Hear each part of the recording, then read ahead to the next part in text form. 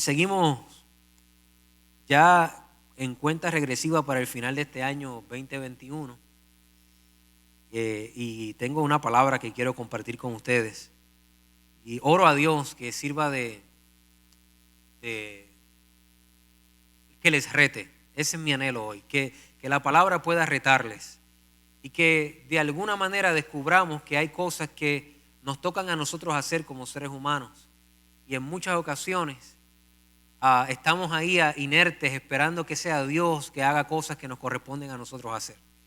Y a través de la palabra de Dios yo oro al Señor que nosotros podamos descubrir ese espacio que Dios nos ha dado.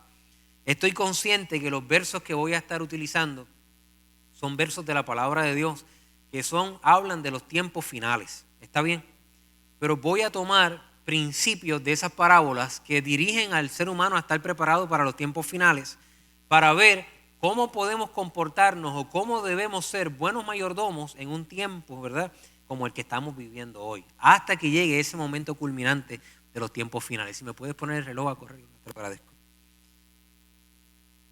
La historia del Edén, que de alguna manera la vemos plasmada en los primeros capítulos de Génesis, yo creo que tiene un patrón del reino.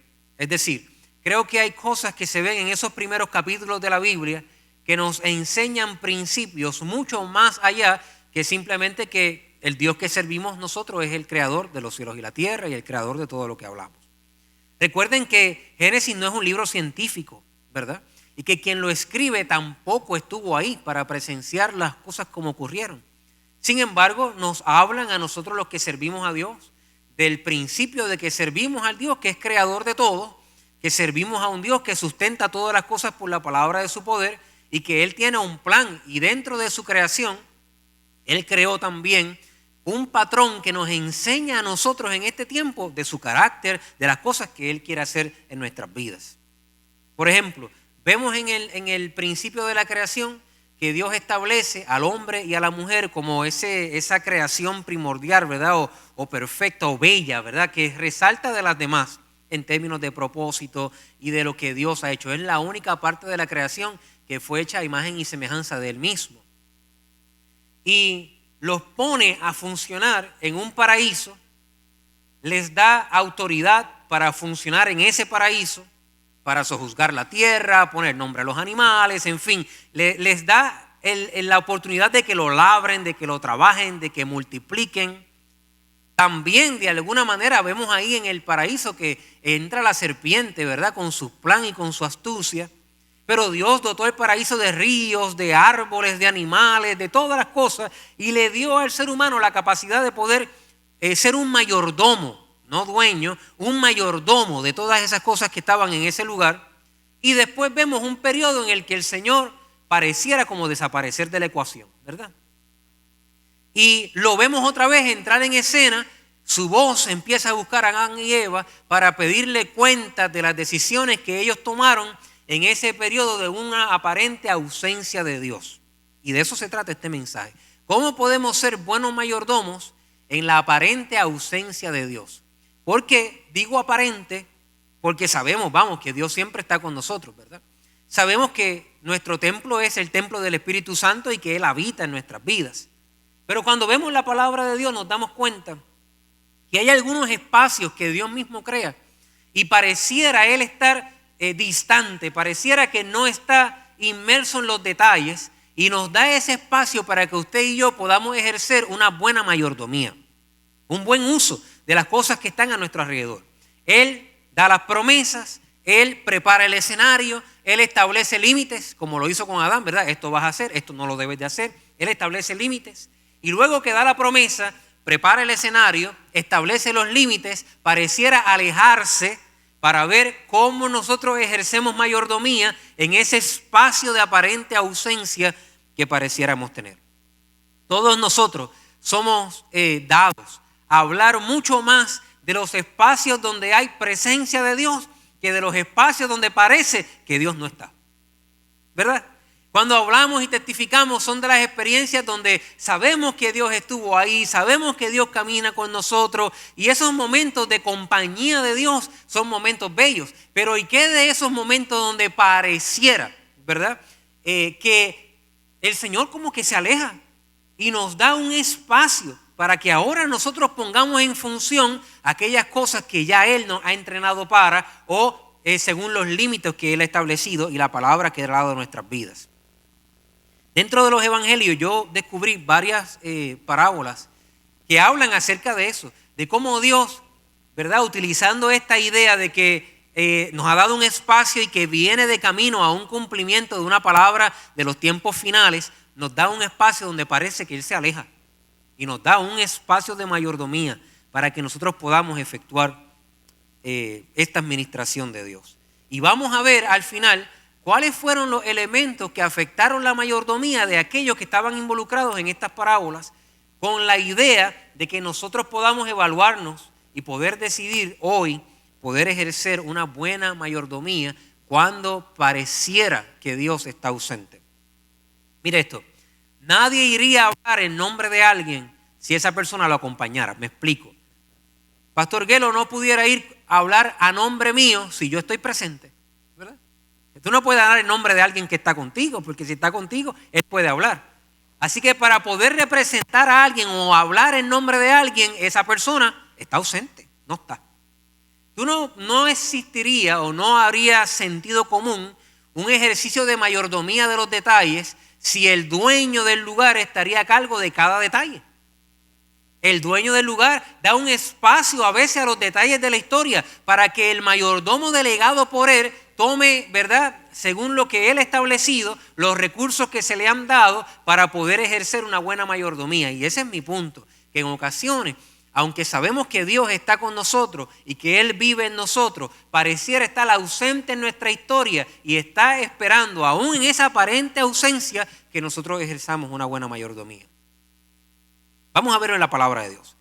El libro de Mateo capítulo 25, versículo 14 al 30. Vuelvo y repito que estoy consciente que el contexto de los versos que voy a utilizar es un contexto escatológico, es decir, de cosas que pasarán en tiempos finales, cosas que Jesús estaba hablando de tiempos que vendrían, hablándole al pueblo que estaba ahí de la necesidad de que ellos cambiaran, de que ellos vieran, ¿verdad?, este espacio como un espacio de tiempo especial. Pero vamos a resaltar de ahí principios que nos van a ayudar a nosotros a vivir en este tiempo de aparente ausencia. Dice Mateo 25, porque el reino de los cielos es como un hombre ¿qué dice? Yéndose lejos. Llamó a sus siervos y le entregó sus bienes. Todos conocemos, ¿verdad?, o la mayoría conocemos esta parábola como la parábola de los talentos, ¿verdad?, donde Dios, o donde esta persona, este personaje que de alguna manera sabemos que ejemplifica a Dios, va y entrega unos talentos, a unos da 5, a otros da diferentes cantidades. Pero yo quiero que usted note lo que ocurre en este momento, porque él llama a sus siervos, le entrega unos bienes y ¿qué hace después? Se va, se fue lejos. Y pareciera que él no está interesado en lo que acaba de hacer.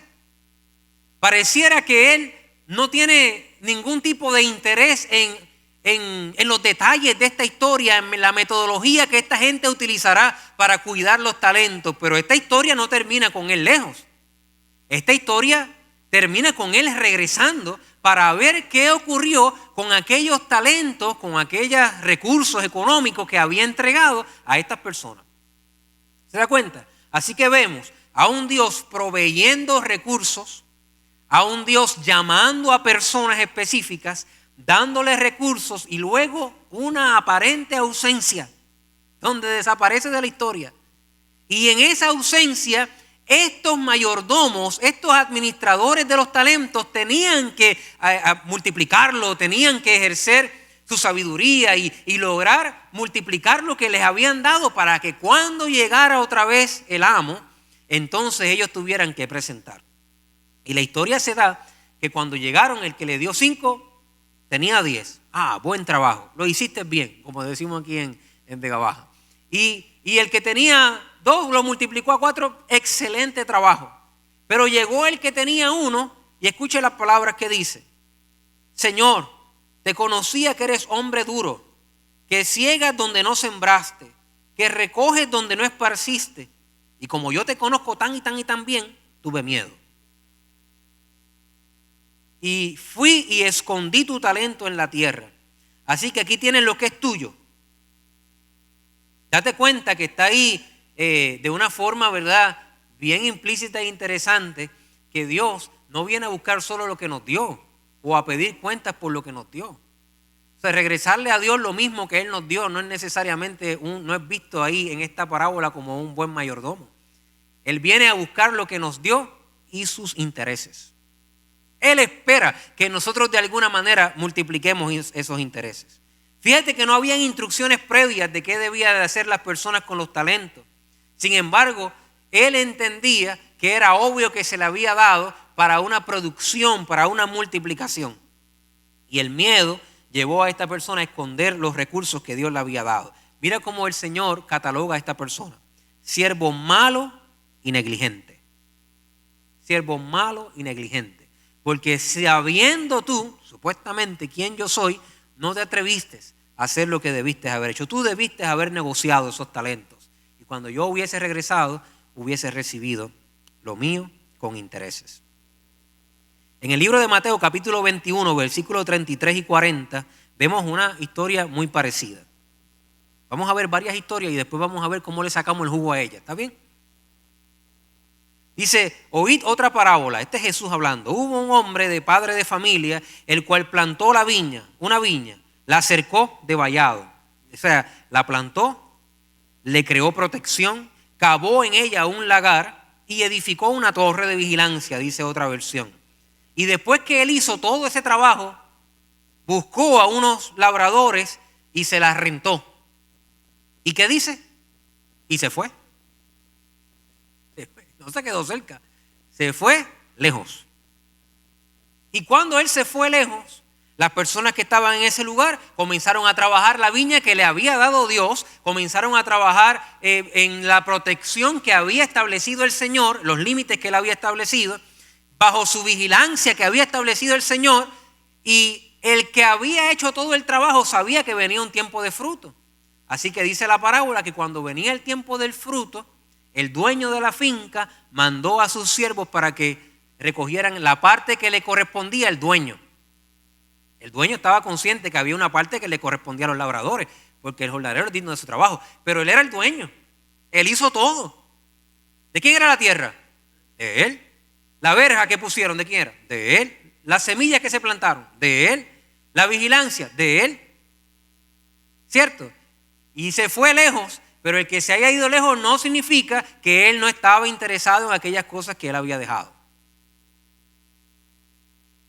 ¿Sabe? Cuando a veces nosotros sentimos como que Dios está lejos y comenzamos a actuar un poquito diferente de cuando pensamos que Él está cerca.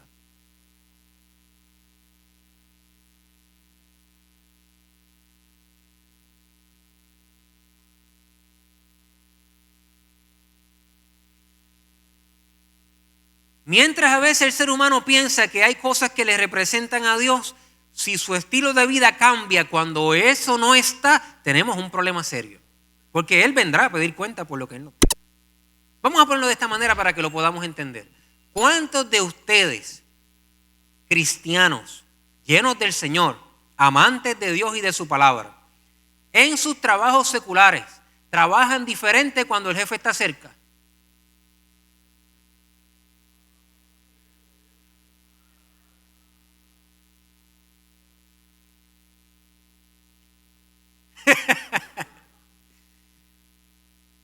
¿Y por qué esto es importante? Pues si lo hacemos con el jefe que es terrenal, tengo la impresión que pudiera ser que también lo hagas con tu jefe espiritual.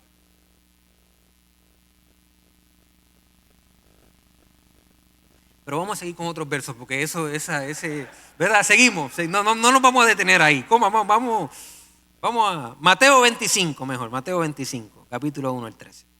Pero te das cuenta del punto principal, ¿verdad? Que hay un elemento de aparente ausencia de Dios, donde se nos da el espacio de ser fiel, de ser un buen mayordomo, aun cuando lo que representa Él pareciera no estar presente. Pero no creas que la aparente ausencia de Dios significa que Él está desconectado. Él sabe lo que Él dejó. Él sabe cuántos talentos dio. Él sabe la viña que entregó. Él Él conoce sus recursos, sabe a quién se los ha entregado.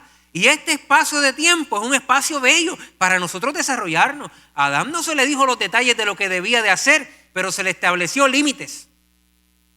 Y en esos límites, él debió ser un buen mayordomo de la creación. Dicho sea de paso, hago un paréntesis, porque pienso que esto es una gran oportunidad para nosotros entender que nosotros ser buenos mayordomos implica el cuidado de la creación. Un buen mayordomo cuida la creación. Yo creo que el ser humano es la obra maestra de Dios. Y no creo que haya otra cosa en el planeta que se iguale al valor del ser humano en cuanto a lo que se refiere delante del Señor. Sin embargo, un buen mayordomo cuida la creación. Un buen cristiano cuida a sus animales. Un buen cristiano hace buen uso de los recursos naturales. Un buen cristiano debiera ser una persona que tiene en su mente, porque a nosotros se nos delegó esa responsabilidad, el cuidado de la creación. Cierro paréntesis, seguimos. Les dije Mateo 25, ¿verdad?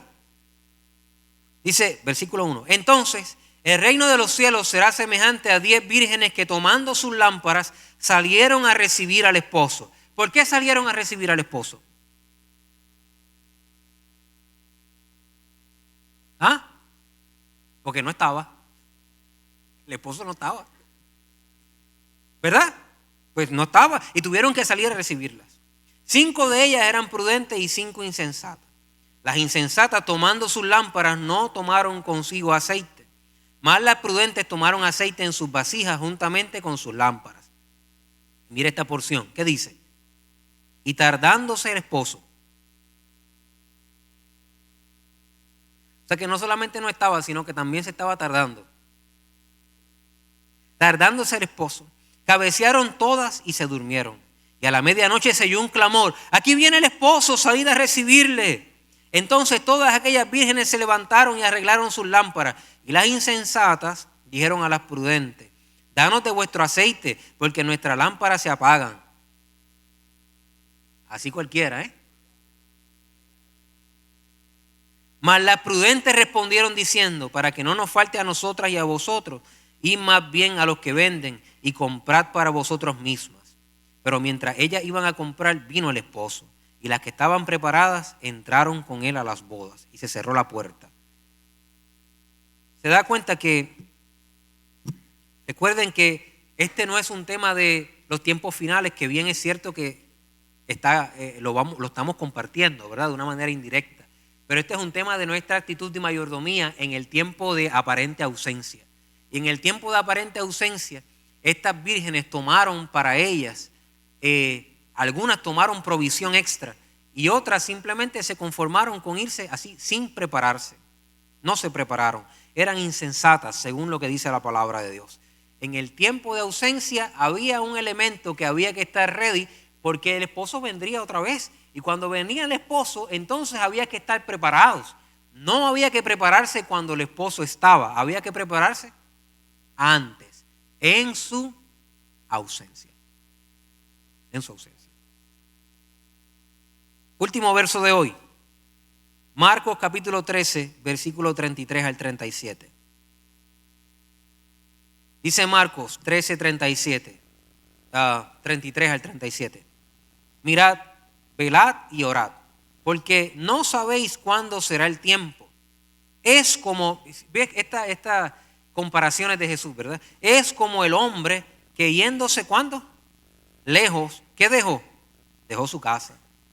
Pero antes de irse lejos y dejar su casa, dio autoridad a sus siervos y a cada uno una obra.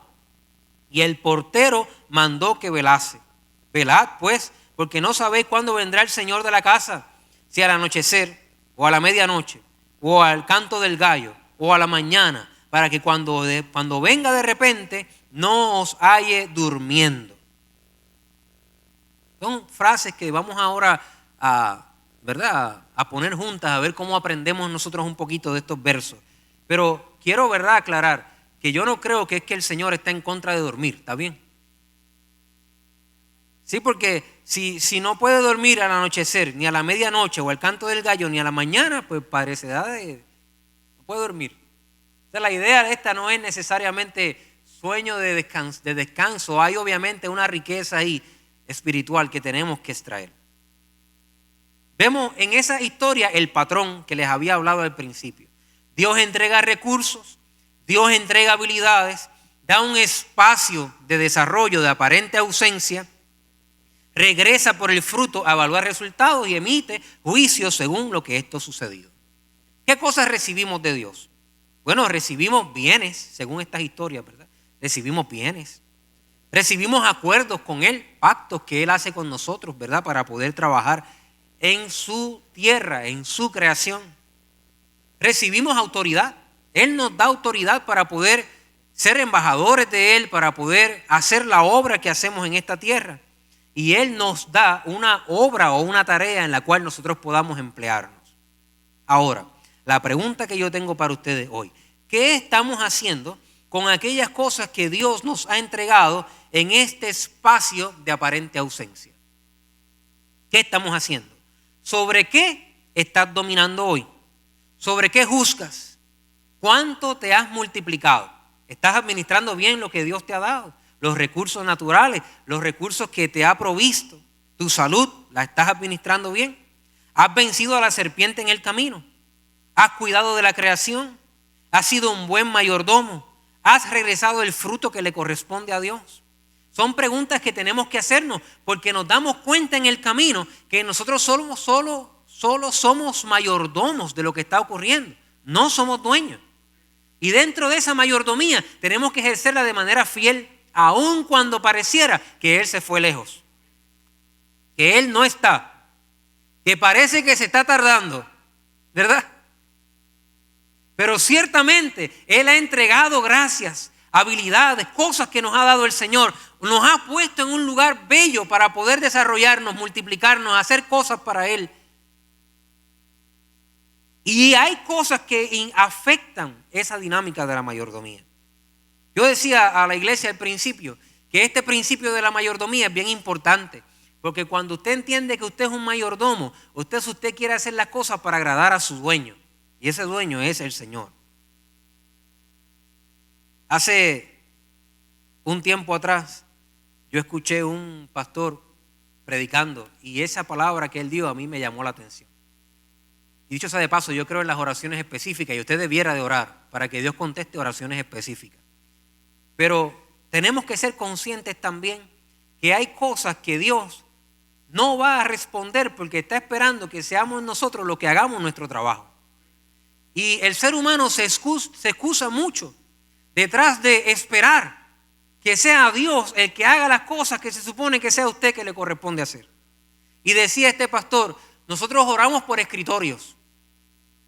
Sin embargo, Dios está en su templo diciendo, pero ¿por qué tú oras por escritorios si yo he provisto la madera? Mientras tú oras por escritorio, Dios está esperando que tú cortes el árbol y hagas tu trabajo. Y que Él proveyó la madera. Él proveyó la ciencia, Él proveyó la sabiduría, Él proveyó lo que se necesitaba.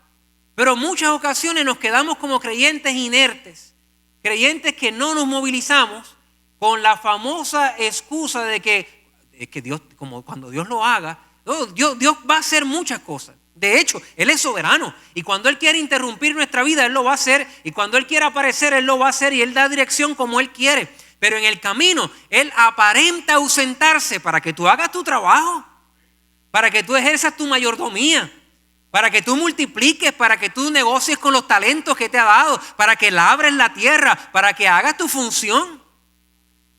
Tenemos una responsabilidad en esta tierra. No debemos orar solo por aceite. Usted debe salir a tiempo a comprarlo, para cuando se necesite, usted esté preparado. Escuche bien esto que yo voy a decir, que es el tema central de mi mensaje. El ser humano tiene la tendencia de querer orar por aquellas cosas que nos tocan a nosotros producir para poder excusarnos y hacer responsable a Dios de lo que nosotros no hemos logrado. Lo repito. Tenemos la tendencia de querer orar por aquellas cosas que nos tocan a nosotros producir para poder así excusarnos y hacer responsable a Dios de lo que no hemos logrado. Y quiero aclarar que yo no estoy diciendo que no debemos de orar, ¿está bien? Debemos de orar. Debemos de orar específicamente, pero también debemos accionar. Yo me estoy refiriendo aquí a esa mentalidad de que, fulano, ¿y cuándo vas a lograr hacer esto que Dios te mandó a hacer? Estoy orando. ¿Orando por qué?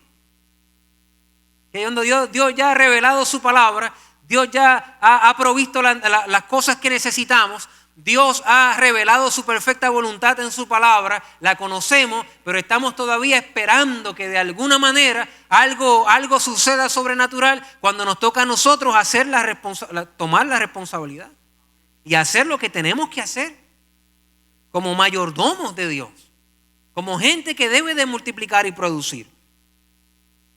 Ahora bien, ¿cuáles son los factores en estos próximos minutos que afectaron el proceso de mayordomía en esta dinámica de aparente ausencia? Yo quiero, obviamente, tomando todo lo que hemos leído, saqué algunas cosas que afectaron la mayordomía de los involucrados.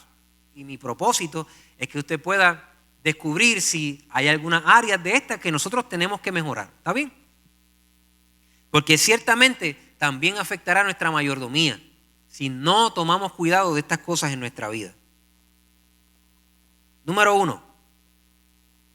Una de las cosas que afecta a nuestra mayordomía es el miedo. El miedo. Por lo cual tuve miedo, dijo, ¿verdad que? Y escondí el talento que me habías dado. El miedo paraliza. El miedo paraliza. Y el miedo que yo he descubierto que a veces asusta más es el miedo al fracaso, el miedo a fallar, el miedo a que las cosas no nos salgan bien, ¿verdad? El miedo a perder tal vez aquello que Dios ha puesto en nuestras manos. Y ese miedo nosotros de alguna manera u otra tenemos que trabajar con él, porque creo que todos nosotros en algún momento dado de nuestra vida lo experimentaremos. Pero cómo lidiamos con él es bien importante. Tenemos que buscar la manera. Nosotros a veces postergamos decisiones que tenemos que tomar utilizando la excusa de que no hemos, tal vez la voluntad de Dios, estoy esperando por la voluntad de Dios, pero en el fondo de nuestro ser, usted sabe que es miedo. Es miedo a tomar decisiones. Es miedo a hacer lo que tenemos que hacer. Y esas cosas tenemos que trabajar en nuestra vida, porque el temor de poner a funcionar los recursos que Dios nos ha dado en muchas ocasiones afectará nuestra mayordomía. No produciremos igual, no multiplicaremos igual. ¿Por qué? Por miedo. Número 2. El Señor llamó a esta persona que tenía miedo, lo llamó malo. Dice, siervo malo, le dijo. Si hay algo que pueda afectar nuestra mayordomía en esta tierra, es la maldad. Y sí, usted no es tan bueno nada.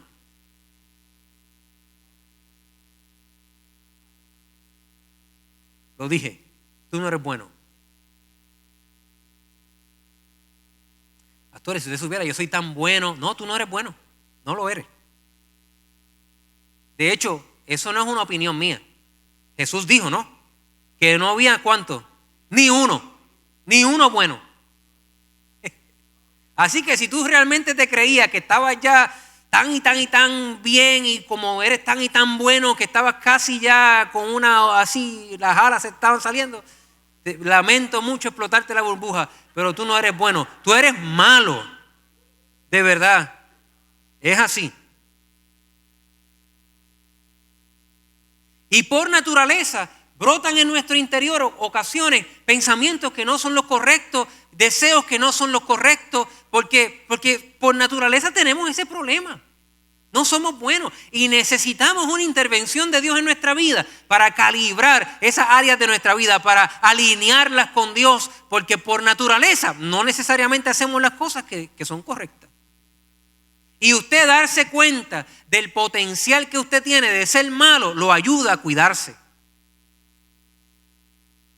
Si algo me ha ayudado a mí a poder hasta el sol de hoy, y oro al Señor que pueda decir así hasta el final de mis días, ser fiel a Él, ser fiel a mi familia y a la iglesia, me ha ayudado que yo sé que yo tengo un potencial de ser tremendo diablo. Yo lo sé. Yo sé que eso es verdad. Yo sé que yo puedo ser terriblemente malo. Y como lo sé, no me creo mejor que Sansón ni mejor que David. No me creo nada que no sea, sino que yo sé que tengo un potencial de ser malo. Me cuido. Trato de agarrarme de Dios y de depender de Dios para cada ocasión. ¿Por qué? Porque sé que esto no es posible vencerlo por mis fuerzas. Usted en su propia opinión puede desviarse, puede desviar su familia, inclusive haciendo cosas que parecen buenas, pero que no lo son. Porque si te aparta de Dios, no produce frutos buenos. Estar consciente de eso te ayuda, te mantiene delante del trono de Dios humilde, pidiéndole a Dios por gracia para poder hacer las cosas delante de Él, porque tú entiendes que tú no lo puedes hacer por tu fuerza, porque tú no eres bueno. Tú necesitas de Dios, tú necesitas al Señor. Todo lo bueno, toda buena dádiva y todo don perfecto no proviene del corazón del hombre, proviene de Dios. Es importante eso.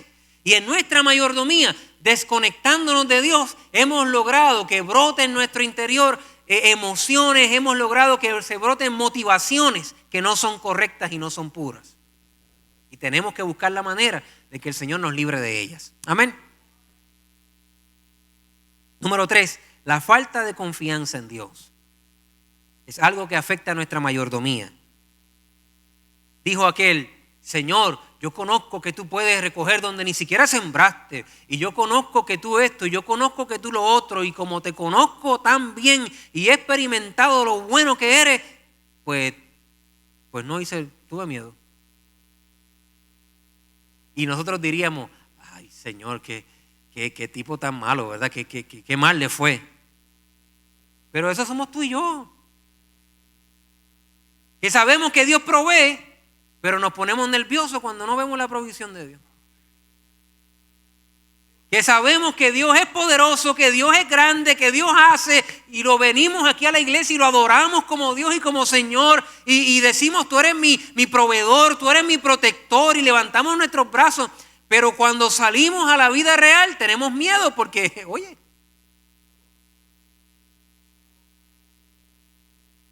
nos pasa a todos, ¿sabes? Nos pasa a todos. Y necesitamos experimentar cada vez más con Dios para que nuestra confianza en Él aumente. Porque usted será capaz de hacer ciertas cosas en esta vida solamente si confía 100% en Dios. Si no, usted estará limitado toda la vida a sus capacidades. Cuando uno confía en Dios, se abre un mundo de oportunidades que antes no estaba, porque ahora contamos con mis recursos y mis habilidades, pero cuento más que con eso, con Dios. Y con Él los recursos son ilimitados. Mi fe puede desarrollarse a otros niveles porque cuento con Él, y si cuento con Él lo tengo todo. Pero cuando no confiamos en Dios a esa capacidad, usted solamente podrá contar con lo que usted puede producir. O sea que es un elemento, la fe en Dios y la confianza en Él es exponencial. Multiplica nuestras capacidades para poder lograr cosas para Dios. Este es un tiempo donde la iglesia tiene que volver a esa experiencia de confiar en Dios con nuestra vida. Tenemos que aprender a confiar en Dios. Esto suena fácil, pero no lo es. Créanme, no lo es. Todos nosotros, ninguno de nosotros nos pararíamos y dijéramos: yo no confío en Dios. Pero a veces en nuestra vida vivimos con dudas y vivimos con muchos temores, producto de precisamente que no hemos logrado confiar en Dios al punto de abandonar esas áreas también de nuestra vida al Señor. Y eso nos pasa a todos, pero necesitamos seguir experimentando con Dios, seguir viéndolo obrar en nuestra vida, seguir aumentando nuestra fe, seguir viendo las cosas que Él hace, y esas cosas que Él hace producen confianza. No te desconectes de Dios, porque conectado con Él y viendo la historia de Él en tu vida, tú aumentarás ese confiar en el Señor. Número 4. Otra cosa que afecta a nuestra mayordomía es la negligencia. La negligencia. Una persona negligente es una persona que no pone el cuidado, la aplicación y la diligencia debido a lo que hace, en especial al cumplimiento de una obligación. Nosotros no podemos ser negligentes con lo que Dios ha puesto en nuestras manos. No podemos ser negligentes con nuestra familia. No podemos ser negligentes con nuestros hijos. No podemos ser negligentes en nuestro matrimonio. No podemos ser negligentes en los llamados que Dios nos ha dado, en los ministerios que ha entregado en nuestras manos. No podemos ser negligentes con la creación. No podemos ser negligentes con nuestras profesiones y vocaciones. Tenemos que ser diligentes. Tenemos que aplicarnos a esas cosas, tener cuidado de las cosas que Dios nos ha dado, porque la negligencia es lo que afecta de alguna manera nuestra capacidad de poder ser buenos mayordomos delante de la presencia de Dios. ¿En qué área de tu vida has sido negligente? ¿Qué cosas de tu vida has abandonado tu atención, tu esfuerzo, tu esmero, tu entusiasmo? Tú sabes que todas las relaciones necesitan que uno sea diligente. Todas. Decía un predicador, toda relación en la cual usted aporta más de lo que recibe está destinada a fracasar. Toda relación en la que usted extrae más de lo que usted aporta está destinada a fracasar. Pues no podemos ser negligentes. Tenemos que sembrar, tenemos que dar, tenemos que darnos, tenemos que ser atentos con las cosas que están pasando a nuestro alrededor. Tenemos que poner nuestros oídos a la gente que vive cerca nuestro y darnos cuenta que se requiere de nosotros diligencia, atención, prestar atención a las cosas que tenemos. Mira, yo siempre batallo con este pensamiento de hacer las cosas para la gente que amo, pero al mismo tiempo ser negligente con la gente que amo. Eso es algo que no tiene sentido. Necesito buscar la manera de ser atento con las cosas que están alrededor mío, porque lo hago por ellos. Número 5. Otra cosa que afecta a mi mayordomía es la avaricia. Y la avaricia es un deseo descontrolado por producir riqueza para uno mismo. Eso es avaricia. Deseo descontrolado por producir riqueza para uno mismo. Yo creo que cada persona debe dar el 100% de su esfuerzo por prosperar. Yo creo eso. Yo creo que Dios no bendice los vagos. Yo creo que Dios bendice el esfuerzo. Ese es lo que yo creo. Usted no tiene que creerlo, ¿está bien? Eso estoy diciendo lo que yo creo. Yo creo que una persona debe tener la capacidad de producir, de esforzarse, de ser útil, de trabajar, de hacer cosas para Dios y para su familia. Yo lo creo. Y creo que debe de buscar invertir, trabajar para que pueda tener un buen retiro, un buen rendimiento y lo que sea necesario hacer. Eso es una cosa muy diferente a tener un deseo descontrolado por producir riqueza. Es completamente distinto. Y la avaricia te hace pensar que todo en esta vida se trata de dólares y centavos. De producir, de acumular, de ganar, de querer siempre tener más. Y eso a veces afecta a nuestra mayordomía de una manera directa. Dios quiere bendecirnos, pero Dios no quiere que nuestra esperanza esté puesta en las cosas materiales de este mundo. Amén. Número 6. Son 10. Dije en el primer culto que eran 25 y la gente se asustó. Son 10. Creerte en derecho por la labor que realizas. Creerte en derecho por la labor que realizas. ¿Se acuerdan qué hicieron aquellos labradores? Cuando vieron que llegó el hijo. Yo no sé si yo leí esa parte, pero está en ese verso, esa parábola, ¿verdad? Cuando vieron que llegó el hijo, dijeron, este es el heredero, matémoslo, para quedarnos con su herencia. No regresaban a Dios lo que le correspondía porque se creían en derecho. Nosotros trabajamos esto lo trabajé yo, esto es mío. Yo no he visto cosa que afecte más la mayordomía de un ser humano de creerse dueño de las cosas que ha producido. Porque como la produje yo, la trabajé yo y la viví yo, pues esto es mío. Mire, déjenme decirte una noticia, tú no eres dueño de nada. Tú eres mayordomo, pero tú no eres dueño. ¿Cómo yo sé eso? Pues esto es fácil. ¿Tú te acuerdas de cuando nos invitaban a jugar 3x3 en la cancha? Yo sabía la técnica, si hay un jovencito aquí. No, ese no es un buen consejo. Pero yo tenía una técnica para jugar todos los 3x3. Yo llevaba la bola. No, que no te escogieron a ti. Papi, si tú no me pones a mí a jugar, yo me llevo la bola. La bola es mía, decía yo. La bola es mía y si no juego yo me la llevo. Lo que es tuyo tú te lo llevas.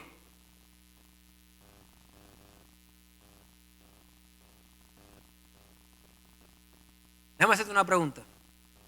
¿Cuánto tú planificas llevarte para la eternidad?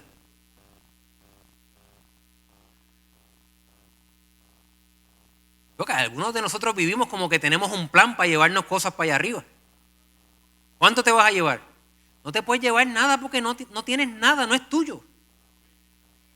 No es tuyo. Tú eres mayordomo, tú no eres dueño. Tú estás para cuidar, para producirlo. Y en ese ejercicio, claro que te va a ir bien y vas a ser prosperado y bendecido, pero no se te olvide, tú no eres dueño, tú eres mayordomo. Solamente un mayordomo. Sé fiel. El dueño está ausente, pero él sigue siendo el dueño. Él sigue siendo el dueño. ¿Te acuerdas en ese espacio de tiempo que vivimos hace unos años atrás nosotros, que a veces no nos gusta ni recordarlo? Pero ¿se acuerdan del tiempo de María? Esos 3 días después. ¿Cómo olvidarlo? Decimos algunos, ¿verdad? Mire, si tú tenías $1 en la cuenta de banco o tenías 1.000.000, tenías el mismo acceso. 0. Tenías acceso. Porque es que si Dios es así, ya, tú no tienes nada. Tú no tienes nada. No es tuyo. Y hubo un tiempo hace unos años atrás que vino una sequía sobre este país impresionante. Y la gente pudiera tal vez ir ahí a la autoridad de acueductos de alcantarilla y decir, mira, yo pago agua. Yo trabajo aquí para que yo produzco, esto es mío, yo lo pagué y si yo lo pago con mis chavos, que yo sudé, cuando yo abra la plumita esa debe de salir agua. Mire, señor, si no llueve, usted no tiene nada. Usted no tiene nada. Si no cae agua de arriba, usted puede pagar lo que quiera. Y si no cae el recurso, no hay, porque tú no tienes nada, tú no eres dueño. Tú eres mayordomo. Tú eres administrador, administradora de los recursos que Dios nos ha dado. No vivas esta vida como que tienes derecho por las cosas que has hecho. Sea agradecido de que puedes trabajar. Sea agradecido de que tienes empresa. Sea agradecido de que tienes un carro, una casa donde dormir. Sea agradecido de que el dueño haya sido tan bueno que nos haya permitido producir al punto de tener lo que tenemos. Los mayordomos viven agradecidos. Número 7, no tomes lo que no te corresponde. Este es el heredero, vamos a matarlo para quedarnos con su herencia. No tomes lo que no te corresponde. Y cuando yo hablo de eso, yo hablo de una actitud del corazón, de la cual yo sufrí. Yo estuve enfermo de esa enfermedad. De la enfermedad del alma que quiere acapararlo todo. Y que piensa que los años se le están acabando y que si no hace 30 cosas a la vez, aún las cosas que no me corresponden, voy a perder algo. No tiene que levantar su mano, pero ¿cuántos de nosotros llegamos a una edad y decimos, para esta edad yo pensé? Bienvenido al club, de la cual yo soy presidente. Voy a cumplir 40 años el próximo año. 40, Welly, ya. Y yo sé, algunos dicen, 40 años. Pues para mí suena fuerte. En mi mente, ese 4 suena, es duro, para mí.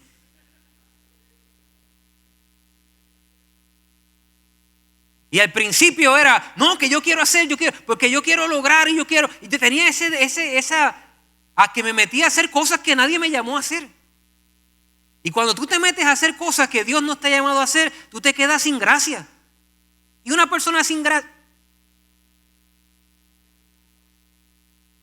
Una persona sin gracia es una persona sin gracia.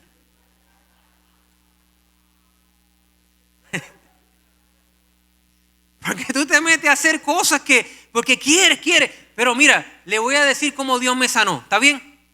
Porque yo sufrí de eso. Y de vez en cuando tengo que ir al Señor para que me ajuste. ¿Está bien? Yo reconozco que esta es una de mis áreas. El Señor me habló un día mientras yo estaba orando, puso ahí esa inscripción en mi corazón. Me dijo, hijo, tú no vas a lograr en esta vida por más que te esfuerces más de lo que ya yo decidí que tú vas a lograr. Y tampoco vas a lograr menos si haces lo que tienes que hacer. Yo dije, wow, qué revelación. Parece sencilla, ¿verdad? Pero a mí me sanó. porque ahora yo trabajo duro, me esfuerzo todos los días, doy mi 100% y yo sé que el resultado le toca a Dios. Y me siento contento y complacido con el resultado siempre y cuando yo haya dado mi 100%. No te sientas complacido si das el 20%. Si das el 20%, estás siendo negligente. Tienes que trabajar más duro. Pero si estás dando el 100% y dando lo mejor de ti en cada área de tu vida, el resultado, ten paz con eso. Porque eso le corresponde a Dios. Eso le corresponde a Dios. Y a mí eso me sanó. Porque quiere decir que ninguno de ustedes puede quitar lo que Dios tiene para mí. Yo no puedo quitar lo que Dios tiene para ti. Yo no me voy a quedar corto si hago la voluntad de Dios. Dios me va a dar lo que es mío. Y a ti te va a dar lo que es tuyo. Si tú haces lo que tú tienes que hacer. Eso me sanó. Me ayuda a descansar, a confiar en Dios y a no meterme en cosas donde no me han llamado. Donde el Señor no me ha dado gracia para eso. Un día estaba yo peleando en Chili's. Anuncio no pagado. Hace unos años atrás, peleando con Dios, yo, Señor, ¿por qué? 30 problemas. Y fue como un silbido apacible. Como un silbido apacible que vino así. ¿Quién te manda? ¿Quién te mandó a meterte ahí? Es como quien dice, eso fuiste tú. Tú resuelves tu propio lío. Deja de estar orándome a mí, que fuiste tú el que te metiste en eso. Número 8. Voy bien, ¿me la Wanda? Sí. Número 8. La insensatez. Que no es otra cosa que falta de sentido común, que es el menos común de los sentidos en este tiempo. El sentido común. Tomar decisiones sin conocimiento, sin sabiduría. Tomar decisiones por tomar decisiones. Pastor, nosotros no somos así. Sí. Mira, ¿qué te parece si hacemos esto? Déjame pensarlo bien. Sí, dale. Dale, vamos a hacerlo. ¿Qué pensaste? ¿Qué pensaste? Nada. ¿A quién consultaste? ¿A nadie? ¿Oraste? No.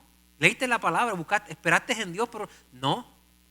Tomamos decisiones con mucha insensatez a diario. A mí me vuela la cabeza ver personas que aman a Dios, que conocen la palabra, tomando decisiones con insensatez todos los días. De verdad que me afecta. Me afecta y no solamente me afecta verlo, me afecta cuando yo las tomo. Porque a veces he tomado decisiones y después me encierro en el cuarto y yo digo, yo como que apresuré esto. Y una vez la palabra está empeñada, hay que hacer lo que hay que hacer.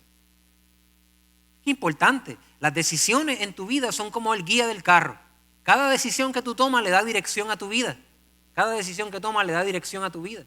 Asegúrate antes de cambiar el rumbo de tu vida. Asegúrate de pensarlo, de pasar esa decisión por un proceso de oración, de búsqueda de consejo. Por lo menos, si no quieres buscar un consejo de alguien, ora.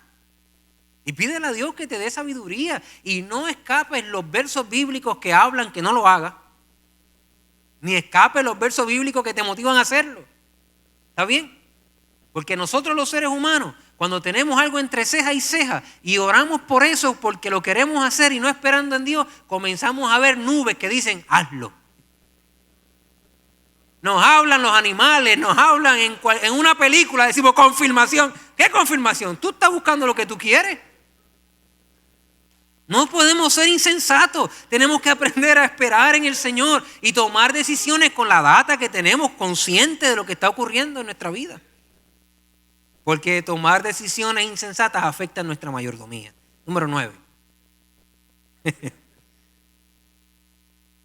Pastor, tú no sabes, esto fue el Señor. ¿Cómo lo sabes? Mira, hoy un día por ahí vi una nube.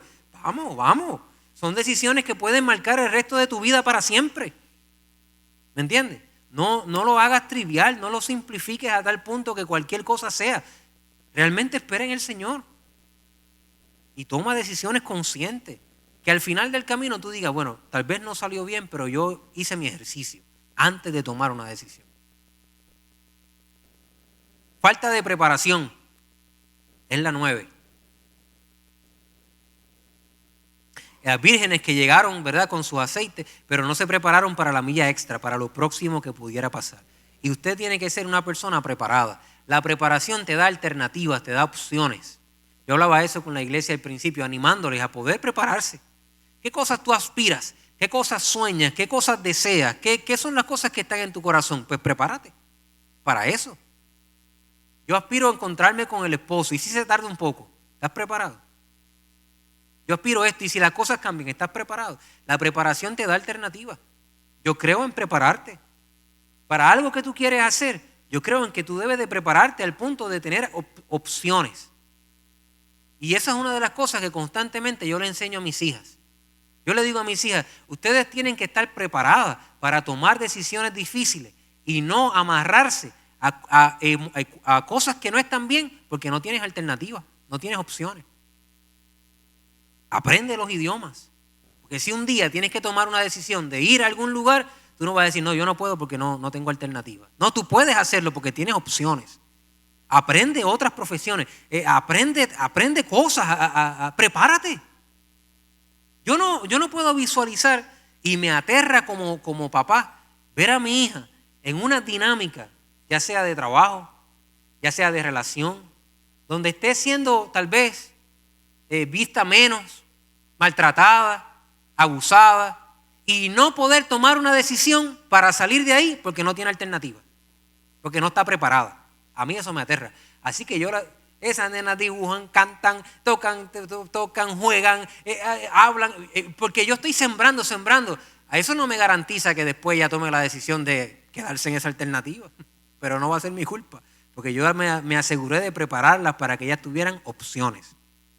Pues prepárate para tener opciones en la vida. Prepárate para tú tener la oportunidad de ejercer una mayordomía, no condicionada o obligada porque no tienes otra opción, sino porque tú quieres, porque eso es lo que Dios te ha pedido hacer en este tiempo.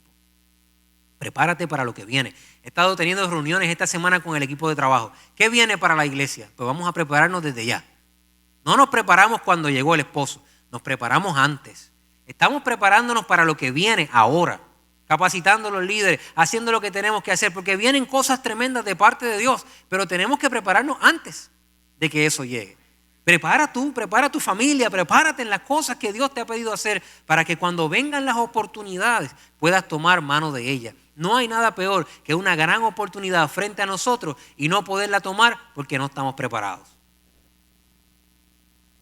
Pasó la oportunidad, pero en ese momento fue que me fui a comprar el aceite, pues la perdimos.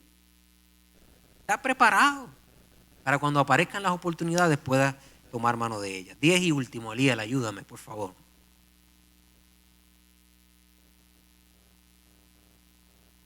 El 10, que afecta a nuestra mayordomía, es la pereza. Cuando me desconecto de Dios, cuando me enajeno, ¿eso está bien dicho? ¿Sí? No me deje de decir disparate que estamos, mira, nos están viendo. Cuando me enajeno de las cosas que están pasando a nuestro alrededor.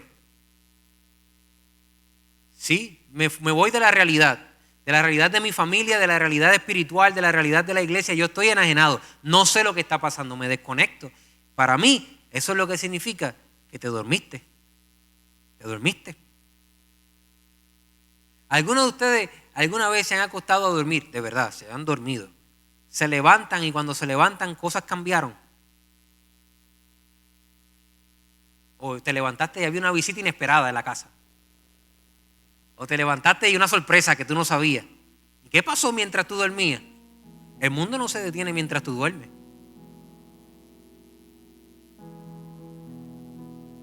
Hello. El mundo no se detiene mientras tú duermes. Yo he contado este testimonio muchas veces y lo traigo para cerrar. Hace unos años atrás, yo pastoreaba la iglesia en California. Nosotros estábamos pasando por un momento terrible, difícil, 2008, 2009, terrible. A la iglesia, un domingo llegaron 6 personas. Un domingo, 6 personas. Bueno, eso no estaría mal si estuviéramos comenzando, pero yo agarré ese grupo como con 30. Así que en lugar de crecer, estaba perdiendo membresía. Y tuve un culto de 6 personas. En ese día llegó una familia a la iglesia y comenzaron de verdad a hacer tremendas aportaciones a la iglesia. Yo dije, bueno, gloria a Dios, probablemente esto puede ser la respuesta para empezar a hacer algunas cosas que no hemos podido hacer por falta de recursos. Pero esa persona en un momento dado me envió un mensaje y me dijo, mire, que pastor, para que sepa que fulano de tal predica. Y qué bueno que predica, pero la verdad es que yo no lo conozco. Y yo soy bien celoso con mi púlpito. Yo creo que estar aquí es una gran responsabilidad. Y a mí me toca en este tiempo ser guarda de esto. Eso es lo que me toca a mí. Y yo no comparto eso así sin conocer a las personas. Así que le dije, lastimosamente. Entonces me mandó a decir, no, porque si tú no lo pones a predicar, él dice que se va. Casi le canto la canción aquella de la...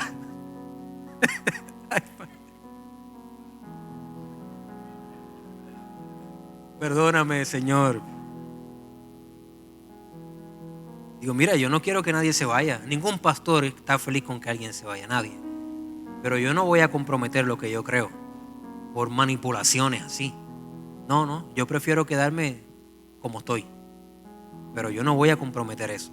Para mí era una persona desconectada, enajenada de la realidad de lo que estaba ocurriendo. Entonces se fue. Pasaron los años y llegó el año 2010, finales del 2010. Y la verdad es que Dios bendijo la iglesia. Colocamos un local mucho más grande, un local que había gente que llegaba allí toda la semana, había una vida en esa iglesia tremenda.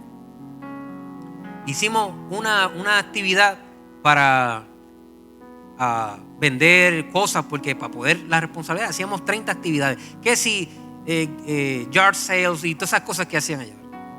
O sea, vender las cosas de la gente. Anyways, el punto es que la oficina mía tenía la característica de que tenía ventanas alrededor y yo podía ver para afuera. Ya tenía oficina. No, que era una cosa tremenda. Y de momento viene una persona y dice, pastor, uno de los líderes dice, pastor, hay una pareja allá afuera que lo anda buscando. No saben quién es usted y quieren conocer al pastor de esta iglesia, que está así como bien dinámica y que han hablado de ella y qué sé yo. Yo digo, pero ¿quiénes son? Y cuando miro así, yo puedo ver para afuera, pero yo no para adentro. Tengo que admitirlo, ¿está bien? Esto es una confesión. Porque era aquel